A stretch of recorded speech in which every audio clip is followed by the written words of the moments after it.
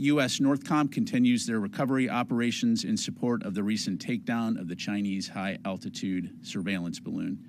As of today, recovery operations of the balloon and the payload continue without issue. We are aware that there have been 4 previous balloons that have gone over U.S. territory. This is what we assess as part of a larger Chinese surveillance balloon program. You've heard us talk in the past about the fact that this is a program that's been operated for several years. What we do know is that in some cases, whereas some of these balloons previously had not been identified, subsequent intelligence analysis did enable us to indicate that these were Chinese balloons. In terms of where they're coming from, I can't go into the specific location other than to say China.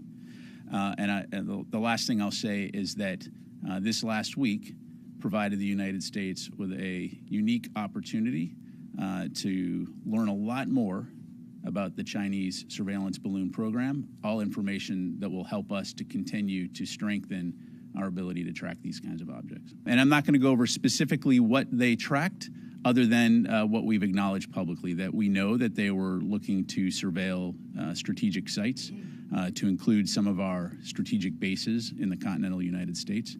And so when you look at the scope of this program and the fact that we know that these balloons have been spotted in what we now can subsequently assess to be Chinese balloons operating over at least 5 continents in regions like Latin America, South America, Southeast Asia, East Asia, and Europe, again, it demonstrates why, for the Department of Defense, that China remains the pacing challenge and something that we'll continue to stay focused on. In terms of when we started tracking this, again, I'm not going to get into those kinds of specifics other than to say we did see it approaching U.S. airspace. NORAD, Northcom tracked it for the duration. Again, as it entered U.S. airspace, NORAD determined that it did not pose a physical or military threat, and in accordance with their procedures, monitored it.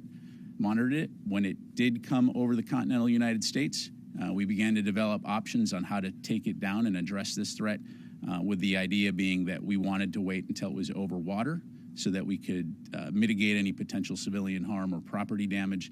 And importantly, as I highlighted, use this as an opportunity to, again, better understand the Chinese surveillance balloon program and apply that information to increase our ability to track these kinds of objects. Thanks. What they're monitoring and what their flight paths are going to be, I'm not going to go into that level of information.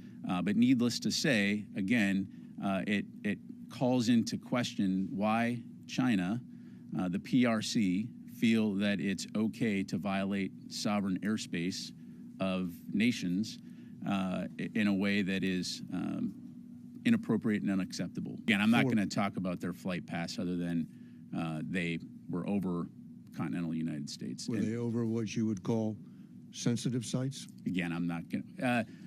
They were over sites that would be of interest to the Chinese, but I'm not going to go into the specifics, David.